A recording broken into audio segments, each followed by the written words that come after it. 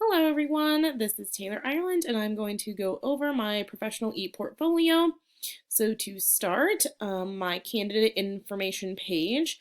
So on this I just have some personal information, who I am, how long I've been teaching, and then why I decided on this master's program. Under that I have the first piece of my transference reflection that we wrote at the beginning of the semester, kind of just giving an insight to how I felt about this semester and getting started at the beginning. Under that, I have my professional goals and my personal goals that I'd like to hopefully achieve here in the next couple years.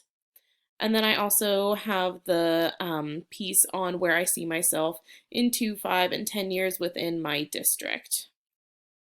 Underneath that tab, I have my technology philosophy, how I feel about the technology, and kind of used what all I've learned throughout this master's program to write this, as well as my leadership philosophy.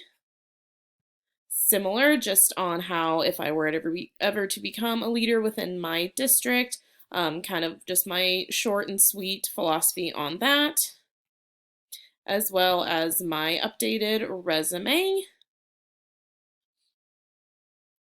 from Google Docs.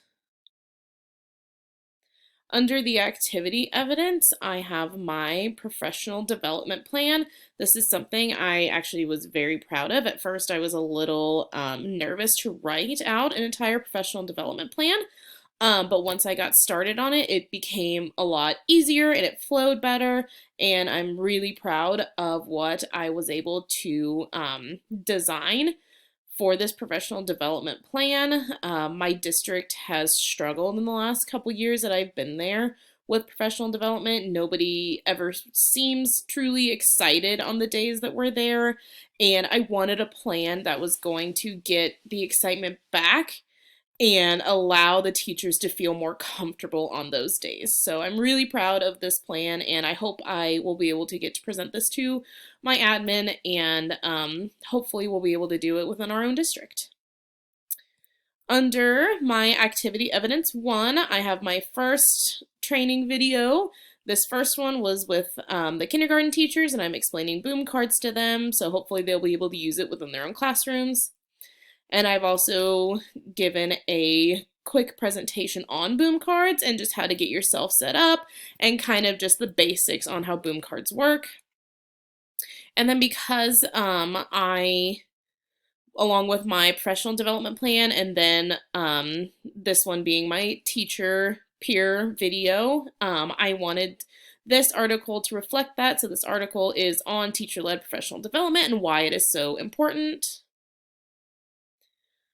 Under activity evidence 2, I have myself teaching my students. We logged into Seesaw for the first time, and so I was explaining them how Seesaw works, how to log in, and then the first assignment we were going to use within Seesaw.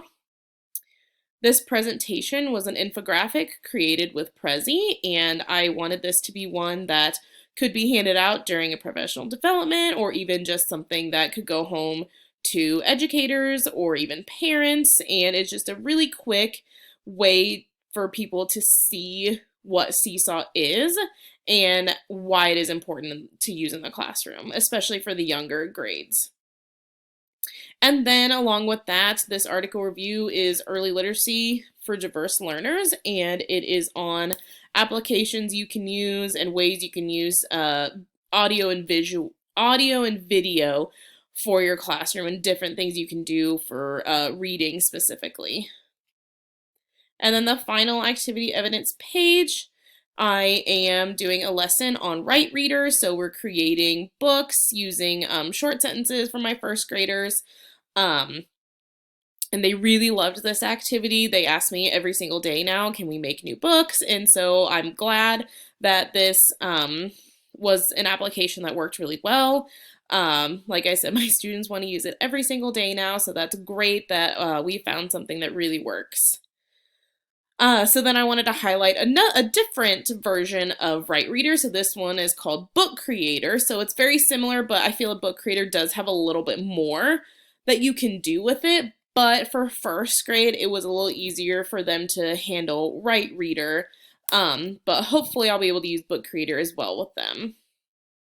And then the last article was on reading comprehension and enhanced with iPad usage. So again, kind of that same like reading applications on the iPads and what you can use to help enhance your reading comprehension skills with your students. On my extra resources page, I wanted to really just highlight the things that I have done within the program. I am really proud of everything I have accomplished this far, and I just really wanted to showcase that. So I have examples of different applications, some tools that I really enjoy, a presentation on why schools should use Google, an assignment my students and I did using Genially when we were working on a unit for jobs and community members, as well as a Google Forms that we used at the beginning of the year, a book creator little book that I've created on augmented reality, and then just a couple lesson plans that I have come up with and used with my students. So then under the evaluation, I have my peer reviews, I have my outside review, and then my other peer review will be coming later today. And then the last page is my reflection. So my transference reflection is on here and how I have felt about this entire process this semester, and how excited I am to be just about done. So that is my e-portfolio, and thank you for watching.